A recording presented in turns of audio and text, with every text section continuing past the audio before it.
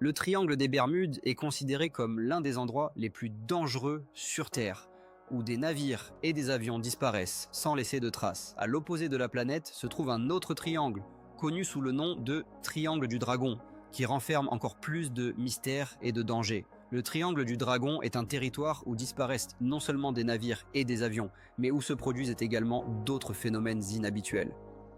À chaque fois, cela peut être quelque chose de complètement imprévisible. Les recherches sur cette région mystérieuse portent sur de nombreux secrets, preuves et théories liées à l'une des régions les plus dangereuses de notre planète. Il existe une opinion selon laquelle si un navire se trouve directement au-dessus d'une bulle de gaz, il sombrera en raison de la diminution de la force de flottabilité. Les incidents impliquant des navires, des avions et des sous-marins suscitent l'horreur chez les passagers et perplexité chez les spécialistes. Que cachent ces disparitions et que se passera-t-il la prochaine fois dans le triangle des Bermudes du Pacifique? Les coordonnées du centre de cet endroit mystérieux sont de 25 degrés de latitude nord et de 142 degrés de longitude est. Depuis des temps anciens, cette région est associée à des disparitions mystérieuses de navires, d'avions et à la perte de vies humaines. Cependant, ce n'est pas le triangle des Bermudes, mais un territoire d'une superficie de plus d'1 million de kilomètres carrés, situé au-dessus des profondeurs de l'océan Pacifique. Joseph Nagy, professeur à l'Université de Californie à Los Angeles, note que la mer du Diable, ou Triangle du Dragon, est une zone au sud du Japon où de nombreux naufrages inexpliqués ont eu lieu. Des avions y ont disparu et cet endroit ressemble beaucoup au Triangle des Bermudes, qui se trouve dans une autre partie de la planète. Bill Burns, éditeur du magazine UFO, ajoute que le Triangle du Dragon est un vaste espace aquatique qui borde le Japon et l'île de Guam dans la mer des Philippines. Depuis des millénaires, les marins rapportent des navires disparaissent ici, que les boussoles se dérèglent et que des objets étranges émergent de l'eau. Il est intéressant de noter que le tristement célèbre triangle des Bermudes dans l'océan Atlantique se trouve exactement à l'opposé de la planète, à la 35e latitude. Sous les deux triangles se trouvent certains des fonds marins les plus profonds de la planète, et la plupart d'entre eux restent inexplorés à ce jour. Tant le triangle des Bermudes que la mer du Diable sont situés à la même latitude. Dans les deux régions, des anomalies magnétiques sont observées lorsque les pôles géographiques magnétiques coïncident, et les indications de la boussole sont déformées jusqu'à 20 degrés. Les chercheurs estiment que c'est précisément cela qui explique pourquoi un si grand nombre d'avions et de navires disparaissent dans ces endroits. Kinichitsu Sako, représentant de la chaîne de télévision Asahi, souligne qu'il était intéressant de voir que les deux triangles se trouvent au même endroit. Les frontières du triangle du Dragon, comme on le pense, s'étendent du centre du Japon jusqu'à Guam et aux îles Mariannes. Bien que cet endroit soit moins connu en Occident que le triangle des Bermudes, des disparitions inexpliquées et des phénomènes étranges s'y produisent de manière terriblement fréquente. On suppose qu'après la Seconde Guerre mondiale, plus de 1500 navires et des centaines d'avions militaires, de transport et civils ont disparu ici. Loren Coleman, auteur du livre L'Amérique mystérieuse, affirme qu'il y a eu beaucoup plus de navires disparus dans le Triangle du Dragon que dans le Triangle des Bermudes, et qu'il s'agissait principalement de grands navires militaires ou de cargo. Elle trouve étrange que le Triangle des Bermudes soit beaucoup plus médiatisé que le Triangle du Dragon, et se demande pourquoi cela se produit.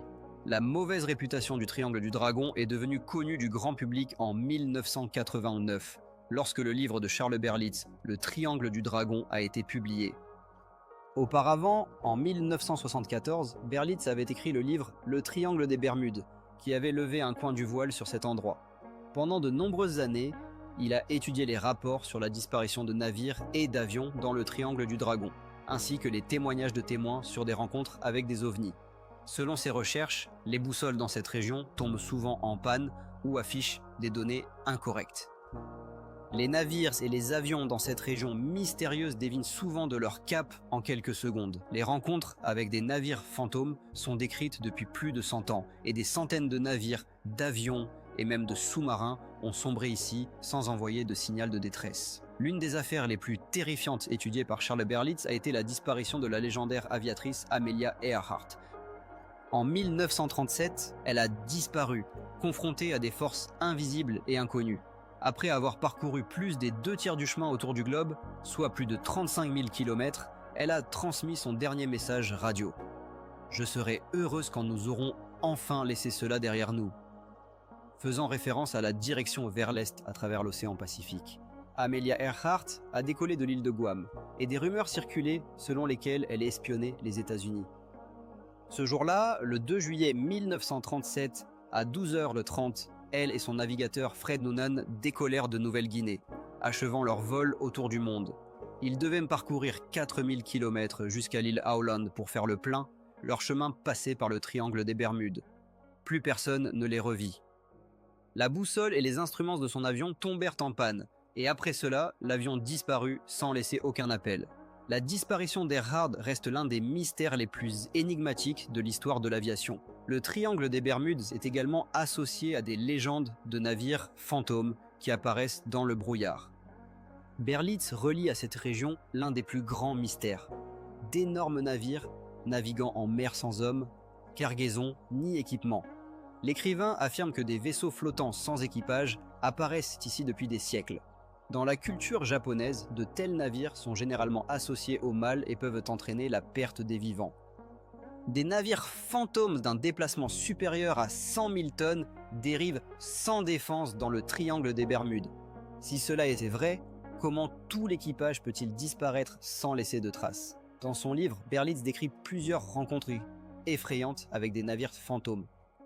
L'une de ces rencontres eut lieu le 11 juin 1881, lorsque le navire de guerre anglais Batchan rencontra le légendaire vaisseau fantôme lumineux dans la partie la plus profonde du triangle des Bermudes. Le lieutenant de la flotte Prince, qui devint plus tard le roi George V, nota dans le journal de bord « Le vaisseau fantôme est passé juste devant Genou. Le navire émettait une étrange lumière phosphorescente, comme tous les navires fantômes. Lorsque nous nous sommes approchés, il n'y avait aucun signe de l'existence du navire ni près de nous, ni à l'horizon. La nuit devint claire et la mer calme. En janvier 1989, selon Berlitz, dans une nuit sombre et silencieuse, le navire baleinier japonais du capitaine Moro Sagakami s'approcha à 15 mètres d'un petit chalutier qui tanguait sur les vagues. Les capitaines et plusieurs marins découvrirent le navire sans homme ni cargaison. Seul le corps du capitaine, qui tenait toujours le gouvernail, avait survécu. En ce qui concerne les navires fantômes, il est possible que les membres de l'équipage aient été enlevés, et c'est pourquoi le navire continua à naviguer sous l'effet des vagues. Selon les recherches de Berlitz, des dizaines de navires ont disparu de la portée des radars, s'évaporant dans le triangle sans laisser de traces. Le 19 avril 1949, le navire Kuroshimaru disparut avec 23 personnes à bord. Le 8 juin 1952, 29 membres de l'équipage du chalutier Chufukumaru disparurent. 26 juin 1955, un avion militaire américain F-3B a perdu la communication radio avec sa base et les 2 pilotes ont disparu. 12 mars 1957, 8 membres de l'équipage de l'avion ravitailleur KB-50 ont disparu sans laisser de traces. 7 juin 1963, les restes du navire Donanmaru ont été retrouvés à la surface de l'océan près de Shionamizaki. Un cas est resté à jamais gravé dans l'histoire japonaise, la mystérieuse disparition du navire de recherche Kayumaru. Zoye Usaka, professeur, raconte que Kayumaru était un navire de défense côtière qui menait des recherches dans le Triangle du Dragon. 24 septembre 1952, ce navire, appartenant à l'agence de sécurité maritime, est entré dans cette région mystérieuse dans le but d'enquêter sur les raisons de la disparition de navires. Soudainement, sans émettre de signaux de détresse, Kayumaru a disparu à jamais, avec un équipage de 22 marins et 9 scientifiques. En mars 1953, la garde côtière a publié un rapport officiel déclarant la nécessité d'enquêter sur quand, où et pourquoi le navire avait disparu, car il ne restait aucun témoin vivant de cet incident. Beaucoup pensaient que le navire était devenu la victime d'une éruption volcanique sous-marine, mais d'autres avaient des doutes. Ironiquement, le navire envoyé à la recherche d'autres navires a également disparu. Cela arrive souvent dans ces triangles mystérieux. En raison de l'importance de cet événement, il existe aujourd'hui à Tokyo un monument dédié aux victimes de ce naufrage mystérieux. On estime que dans le triangle des Bermudes ainsi que dans le triangle du Dragon dans l'océan Pacifique, le soi-disant continuum espace-temps de la planète Terre est perturbé. Ce phénomène inexplicable fait que les avions sont déviés de leur trajectoire et les horloges de bord changent de temps. Loren Coleman, auteur du livre Mystérieuse Amérique, note que selon certaines théories, le triangle du dragon est une zone anormale où existent des anomalies magnétiques et même un trou noir lié à l'espace. Cependant, selon elle, tout ce que l'on sait, c'est qu'il se passe quelque chose d'étrange là-bas, et nous ne savons pas exactement quoi. À la fin des années 1950, le célèbre animateur de télévision et de radio américain Arthur Godfrey, pilote expérimenté, s'est retrouvé dans une situation terrible dans le triangle du dragon, qui a failli lui coûter la vie. À l'époque où il pilotait un avion bimoteur à travers cette région mystérieuse, il a aperçu un objet sous-marin non identifié. Le carburant venait à manquer, les instruments étaient en panne et il a dû s'orienter grâce au soleil. Lorsque les instruments ont de nouveau fonctionné, il a vécu la même chose que beaucoup d'autres ici. D'une manière ou d'une autre, il était en retard dans le temps. Avec des restes de carburant pour 3 heures, Godfrey a volé selon les calculs de navigation.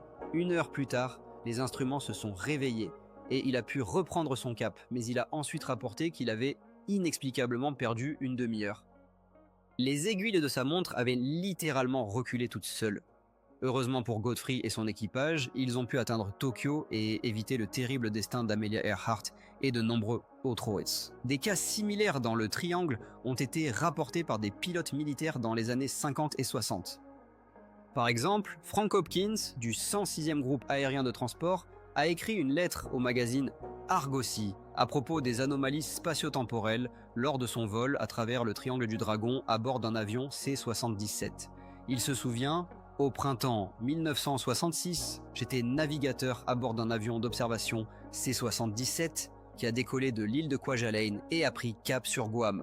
Nous attendions tous avec impatience un agréable vol nocturne. Hopkins dit que selon le protocole, il marquait la position de l'avion sur la carte chaque heure en utilisant la navigation astronomique. Mais pendant la 3e heure de vol, quelque chose d'inexplicable s'est produit. J'ai déterminé la position une seconde fois. Le temps était magnifique. Le seul problème était que lorsque j'ai déterminé ce 2e point, il s'est avéré que nous nous étions écartés de notre cap, prévu de presque 630 km. Il a vérifié encore et a découvert que son vieux C-77 avait parcouru 630 km d'une manière totalement incompréhensible en seulement 1 heure. Plus tard, en atterrissant à Guam, Hopkins a informé l'officier de service que son avion avait été transporté de centaines de kilomètres en avant sur son cap, mais ces rapports ont été ignorés. Hopkins affirme qu'il est totalement convaincu de l'existence de forces particulières cachées dans le triangle du dragon, qui représentent une menace sérieuse pour les avions et les navires. Les spécialistes, en étudiant les événements dans cette région, ont conclu qu'il pourrait y avoir des forces inconnues au fond du triangle. Parmi toutes les anomalies du triangle du dragon, la plus mystérieuse est l'apparition fréquente d'ovnis. Dans son livre Le triangle du dragon, Charles Berlitz indique que les causes les plus probables des catastrophes dans cette zone sont liées aux ovnis et à leurs alliés sous-marins, des objets sous-marins non identifiés. Il note: de nombreux navires ont disparu dans le triangle des dragons à cause de leur naufrage par des ovnis. Dans l'Antiquité, de tels événements étaient souvent expliqués par des esprits malins ou des dragons. Les Japonais, sous l'influence de la culture chinoise, croyaient fermement aux dragons qui, selon eux, habitaient à la mer et pouvaient faire surface, apportant à la fois chance et malheur. Frednod Helfer de l'Université de Californie souligne que les ufologues japonais et des chercheurs comme Berlitz pensent que les fantômes du triangle, auparavant perçus comme des monstres et des dragons, étaient en réalité des ovnis. Junichiro Kato, directeur d'un groupe d'études des ovnis, partage ces observations.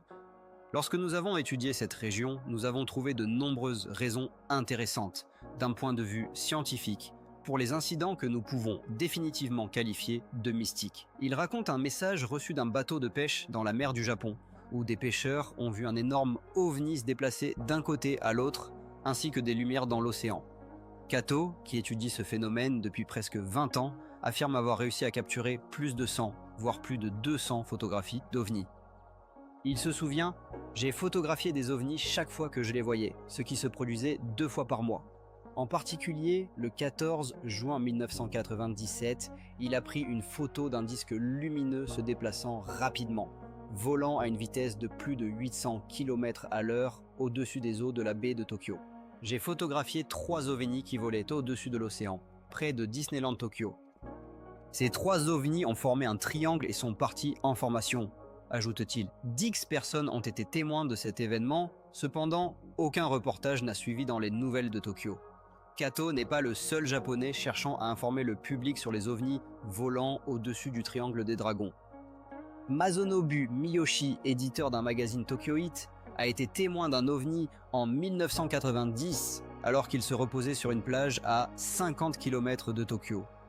J'ai vu un avion qui volait quelque part, puis quelque chose de blanc est apparu à côté, se souvient-il. Cette chose se déplaçait à une vitesse d'1 km par seconde et exécutait des figures en forme de W. J'ai pensé que c'était un ovni, bien que je n'y croyais pas auparavant. Maintenant, je crois que les ovnis existent. Cette rencontre surnaturelle a laissé une impression indélébile sur lui. Au cours du XXe siècle, les témoignages des témoins sont passés des récits de pêcheurs aux rapports militaires officiels. Après la Seconde Guerre mondiale, l'Union soviétique possédait la plus grande flotte opérationnelle dans la partie nord de l'océan Pacifique, et les marins de ces navires ont longtemps signalé l'apparition d'ovnis dans le triangle des dragons. L'ufologue Vladimir Ajaja note que des objets volants non identifiés continuent d'être observés dans tous les océans et mers, explorés pour le commandement de la marine et organiser des travaux de recherche scientifique sur l'aspect hydrosphérique du problème des ovnis. Le 18 août 1980, après avoir reçu un message de Moscou de l'ufologue Vladimir Ajaja, le navire de recherche russe Vladimir Vorobiov contourna le Japon par le sud et se dirigea à travers le triangle des dragons vers Okinawa. Juste après minuit, un objet cylindrique en métal est soudainement sorti de la mer. Il a plané pendant quelques secondes, puis s'est élevé rapidement dans le ciel. Le fait que cet objet ait plané a conduit Ajaja et d'autres spécialistes à penser qu'il n'avait pas été créé par l'homme. Et à ce jour, cet incident reste enveloppé de mystère.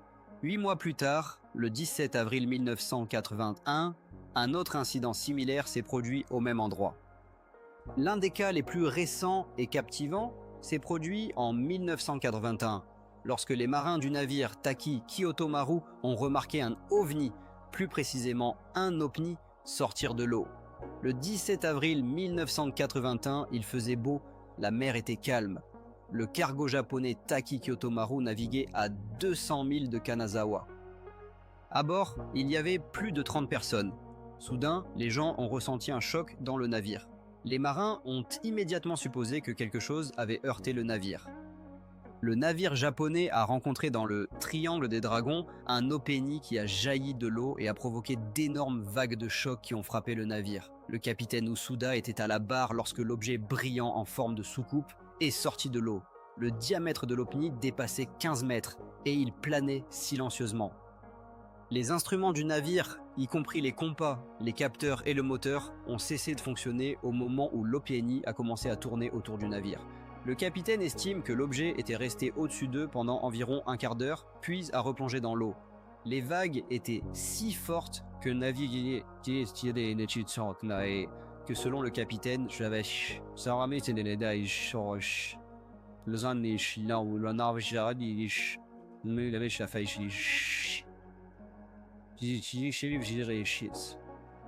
et lorsque l'opni a finalement plongé, le tangage est devenu encore plus fort. Ce qui est étonnant, c'est que lorsque les instruments ont de nouveau fonctionné, le capitaine a vérifié l'heure à la radio et a découvert que l'horloge du navire affichait 15 minutes de moins. Les rapports selon lesquels Enelo a été aperçu dans le triangle des dragons survolant des navires ne sont pas nouveaux. Selon l'ufologue Tsuneshiro Nirosawa, le navire de recherche japonais Kaiomaru a une riche histoire de rencontres avec des ovnis. Mis à l'eau en 1967, ce navire est devenu le plus grand du ministère de l'Agriculture, avec un déplacement de plus de 2500 tonnes. Kaiomaru était également considéré comme l'un des navires de recherche les mieux équipés de son époque.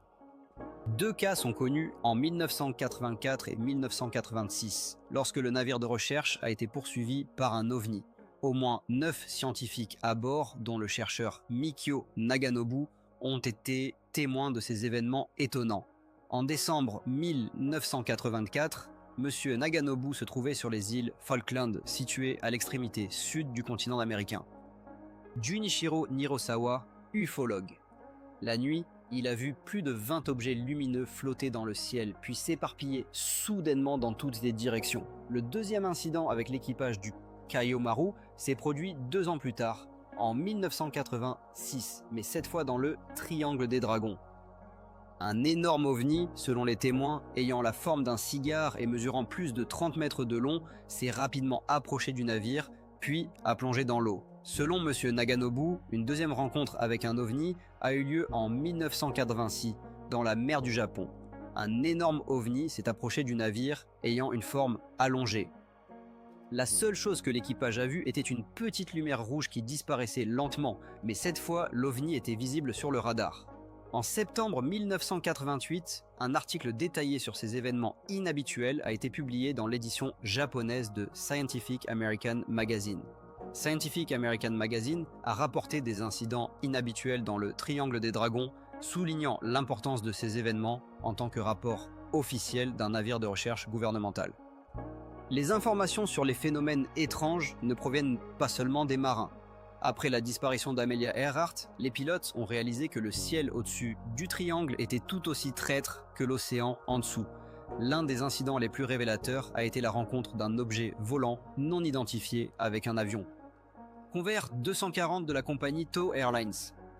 En mars 1965, à 19h06, le capitaine Yoshiharu Inaba, un pilote expérimenté, survolant le triangle, a signalé au contrôleur à Tamakazu l'approche d'un engin allongé inconnu. À une vitesse de 800 km à l'heure, Inaba a brusquement tourné à 60 degrés pour éviter une collision. L'objet s'est arrêté, puis a volé à côté de l'avion de ligne.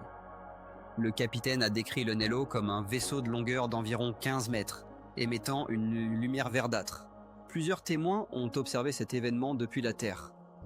Pendant ce temps, le pilote d'un autre avion, un Piper Apache, a intercepté le message du capitaine Inaba et à 22h07 selon le temps de Greenwich, a vu le même NLO se diriger vers l'est en direction d'Osaka, vers le triangle du dragon. Le contrôleur aérien Akira Taguchi, qui était en poste lors du rapport d'Inaba, a ensuite confirmé que l'objet avait été vu au-dessus des montagnes près de Hiroshima et près de l'île de Shikoku. Ce même jour, des ingénieurs travaillant dans les montagnes ont également signalé avoir observé des objets ressemblant à des soucoupes volantes. Malgré les faits, personne ne sait exactement ce que représentait cet objet. Pendant des millénaires, les gens ont créé des légendes sur un dragon vivant dans le triangle du dragon, qui émerge de l'eau et entraîne dans les profondeurs. L'une des premières mentions de NLO a eu lieu au Japon, où des objets volants non identifiés ont été représentés pour la première fois. La légende d'Utsurabun, une mystérieuse extraterrestre apparaissant de l'océan Pacifique dans un vaisseau rond semblable à un bateau, existe depuis des centaines d'années. Sur l'un des dessins, un objet volant en forme de soucoupe est représenté, ressemblant à ceux décrits par des témoins au XXe siècle. Ces dessins sont considérés comme l'une des premières mentions de NLO. Dans des documents historiques, on trouve un récit sur un vaisseau métallique ressemblant à une tasse, qui a accosté sur la rive de Hirotona Hama. Les gens se sont approchés et ont regardé à l'intérieur, où ils ont vu une femme vêtue de vêtements lisses et clairs. Sur le vaisseau, il y avait des inscriptions que personne ne pouvait lire. Cela pourrait être l'une des premières descriptions de NLO. Au Japon, surtout, compte tenu du fait qu'à l'époque, il n'existait pas de vaisseau rond dans le pays. Le docteur Katsuo Tataka, professeur à l'université de Gifu, a exprimé des doutes quant à la capacité des gens à imaginer une telle forme de vaisseau il y a 200 ans. Il a commencé à étudier la légende d'Utsurabune en 1997 et son enquête a soulevé la question de savoir si la mystérieuse femme émergeant des eaux de l'océan Pacifique était liée au troisième monde. Le professeur a rassemblé des informations sur tous les vaisseaux datant de 200 ans, mais n'a trouvé aucun qui ressemblait à des soucoupes ou à des Utsurabun. Cela suscite l'étonnement et remet en question les conceptions habituelles. Depuis le début du 19e siècle, le Japon a connu un engouement pour les dessins d'Utsurabun et des artistes à travers le pays ont représenté la même femme mystérieuse émergeant d'un vaisseau terrifiant, semblable à une soucoupe. Le récit sur Utsurabun est devenu très populaire et le professeur a trouvé 5 dessins différents, ce qui ajoute encore à l'étrangeté de cette histoire mystérieuse. L'énigme liée à Utsurabune reste non résolue. La question de savoir pourquoi les Japonais ont créé de nombreux dessins consacré à cette créature mythique suscite l'intérêt. Peut-être qu'au Japon, qui est resté fermé au monde extérieur jusqu'en 1857, il y a eu des apparitions massives d'ovnis. Certains chercheurs pensent que les légendes sur Utsurubune cachent la clé des ovnis modernes. Les mystères de la mer imprègnent la culture et l'histoire japonaise. Depuis des temps anciens, les Japonais ont créé des récits sur l'apparition d'ovnis dans le triangle des dragons. Ainsi, le 24 septembre 1235, d'étranges lumières célestes sont apparues au-dessus du camp du général Yoritsumi à Kyoto, provoquant l'horreur parmi les soldats. Ils ont décidé que des dragons sortaient de la mer et allaient bientôt attaquer. 40 ans plus tard, 2 catastrophes se sont gravées à jamais dans l'histoire, créant la réputation du Triangle des Dragons comme une région mortellement dangereuse. Les informations sur le Triangle des Démons et les événements qui s'y sont déroulés correspondent à l'attitude des Japonais envers la mer, ses dangers et les créatures surnaturelles qui peuvent à la fois protéger et attaquer ceux qui vivent des dons de la mer, comme les pêcheurs. En 1274, Kubilai Khan, le dirigeant de l'Empire mongol, a rassemblé une immense armée de plus de 900 navires pour conquérir le Japon. La victoire semblait évidente, jusqu'à ce qu'un ouragan se déchaîne, détruisant l'armée mongole. Hiroshi Tomita, un chercheur de l'Institut de recherche gouvernemental japonais, note que les Mongols régnaient sur la moitié de l'Europe et toute l'Asie, mais leur tentative de conquérir le Japon s'est soldée par un désastre. Plus de la moitié de la flotte a sombré dans la tempête, emportant la vie d'environ 20 000 Mongols. En 1281, le Khan a lancé une nouvelle attaque, plus massive, contre le Japon, cette fois avec une armée de 140 000 hommes et 3 000 navires. Cependant, encore une fois, les Mongols ont subi un désastre. On estime que 70 000 guerriers sont morts et tous les navires ont coulé. La deuxième tentative d'invasion a également échoué. Et les Japonais attribuaient leur victoire à un vent béni qu'ils appelaient le vent divin. Ryutaro Manekami, un ufologue, affirme que c'est ce vent qui a sauvé le Japon lors de l'invasion mongole. Les spécialistes et les historiens se demandent encore si les actions du vent divin dans cette zone anormale étaient le résultat de la bienveillance des dieux envers le Japon, ou s'il s'agissait d'un phénomène météorologique étrange. James Murakami, de l'Université de Californie, souligne que la nature a empêché 2 invasions, et cela ressemble à la légende des forces célestes protégeant le Japon. Cependant, les chercheurs craignent que pendant l'auto-isolement du Japon, de nombreuses données pour l'étude des ovnis aient été perdues. Ce n'est qu'au XIXe siècle que les rapports d'observation d'ovnis ont commencé à apparaître plus fréquemment. Les autorités américaines, qui ont aidé à ouvrir les portes du Japon vers l'ouest, se sont retrouvées impliquées dans un mystère irrésoluble lié à l'existence d'ovnis dans le Triangle des Dragons. Le 8 juillet 1853, à 4 heures du matin, le commandant Matthew Perry, après avoir quitté un ouragan dans la baie de Tokyo, a été témoin d'un objet inhabituel dans le ciel. Il a noté dans son journal de bord « Quand je faisais ma ronde entre minuit et 4 heures du matin, j'ai clairement vu une météorite. Elle est apparue au sud-ouest, sa lumière se répandait partout. Les mâts, les voiles et la coque des navires, ainsi que notre navire, reflétaient sa lumière, et il semblait qu'ils brillaient eux-mêmes. L'objet, selon sa description, ne ressemblait pas à une météorite. C'était quelque chose de plus sinistre. Sa forme était celle d'une grande boule bleue avec une queue rouge en forme de coin. Dans le ciel, au-dessus du triangle des dragons, brillaient des particules incandescentes, ressemblant à des étincelles projetées par la tuyère d'une fusée après son lancement. Les ufologues japonais sont convaincus que le commodore Perry, lors de son voyage, a été témoin d'un ovni en plein cœur de cette région mystérieuse. Lorsque les Américains se sont adressés au gouvernement japonais pour obtenir la permission de commercer, ils ont parlé de leurs observations. Perry a réussi à consigner ses impressions dans son journal de voyage, pendant que son navire naviguait depuis Uraga. D'autres membres de l'équipage ont également confirmé avoir vu un ovni. Cependant, malgré tous ces efforts, Berry, qui a poursuivi l'enquête, est mort en 1858, sans jamais percer le mystère. Il y a 3000 ans, les gens croyaient que 2 énormes dragons se cachaient en ce lieu. Cette mer a été surnommée la mer du diable, et de nombreux navires y ont disparu, pour des raisons qui restent inconnues. Stephen Greer, auteur du livre Dévoilement, souligne: nous avons remarqué qu'il y a une augmentation de l'activité des ovnis dans la ceinture volcanique du Pacifique autour du Japon avant et après des événements sismiques. Le triangle des dragons se situe au-dessus de l'une des zones sismiquement les plus actives de la planète. où d'énormes plaques tectoniques sous-marines se déplacent constamment et où des éruptions volcaniques sous-marines se produisent avec une régularité enviable. Capitaine-lieutenant Edward Arrufa du 7e flotte des États-Unis déclare « Aux États-Unis, nous recevons constamment des informations sur l'activité des volcans et nous savons exactement où se produisent les éruptions. » Il ajoute que s'il vérifie ses courriels, il verra des messages concernant l'activité sismique de l'un des volcans et des recommandations de rester à l'écart. Si une éruption sous-marine se produit selon la profondeur, vous pouvez voir des coulées de lave à la surface ou des gaz avec de la magma formant des bulles, explique John Stock, professeur de géologie et de géophysique à l'université Caltech à Pasadena. Il continue, une telle éruption, même si vous ne la voyez pas, peut détruire un navire. Un bateau peut couler à cause d'une concentration accrue de gaz dans l'eau. Les gaz émis par les volcans sous-marins peuvent causer la perte non seulement de petits navires, mais aussi de grands porte-conteneurs et de cargos. Si un navire se trouve directement au-dessus d'une grande bulle de gaz au moment où elle remonte à la surface, le bateau coulera, car la force de flottabilité diminuera et le navire ne pourra pas rester à flot. La ceinture volcanique à l'intérieur du triangle des dragons est composée de volcans dangereux situés à différentes profondeurs. Les plus petites d'entre eux sont des îlots volcaniques situés en dessous du niveau de la mer.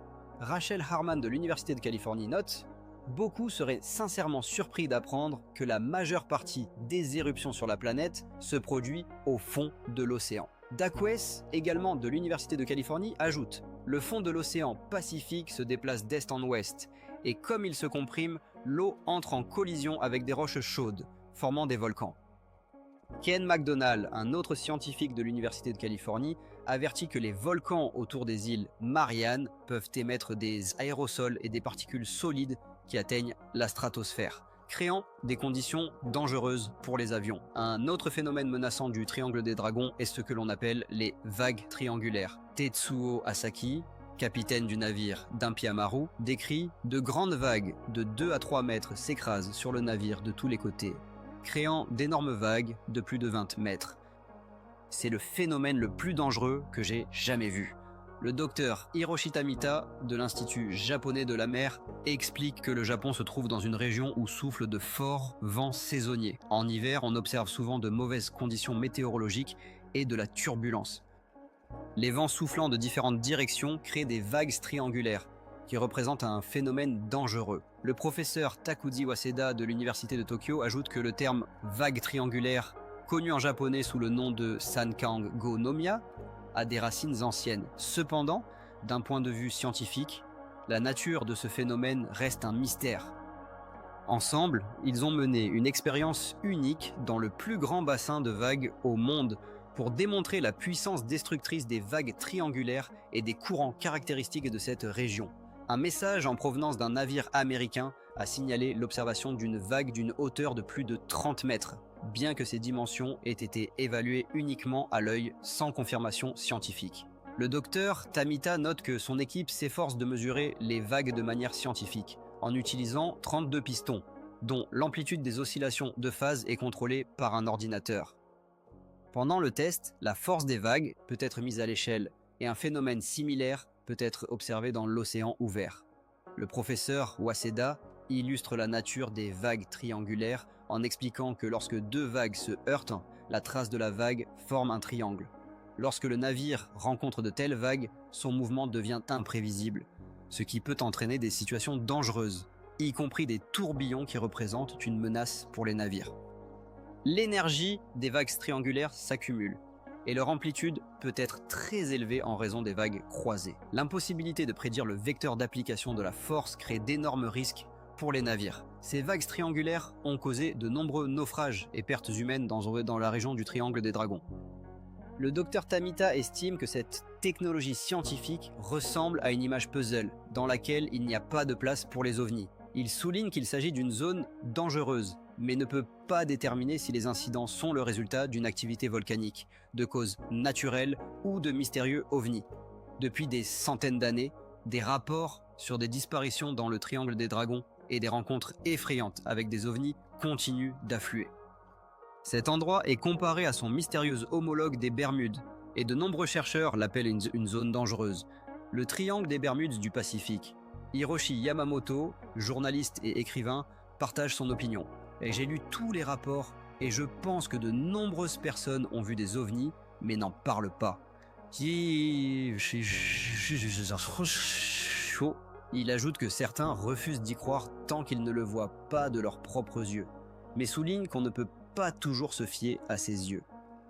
Yamamoto appelle à considérer de telles situations sous différents angles, en supposant qu'il pourrait exister sur la planète des portes s'ouvrant sur d'autres dimensions, et qu'elles pourraient se trouver dans l'océan. Des chercheurs contemporains, tant de la mer du Dragon au Japon que du triangle des Bermudes, ont émis l'hypothèse de l'existence d'une base d'ovnis ou d'OBG dans les profondeurs de l'océan. Ces eaux sont très profondes et la forte activité volcanique rend difficile la détection d'objets au fond. Ainsi, l'existence d'une base d'ovnis dans la mer du Dragon non loin du Japon semble tout à fait probable.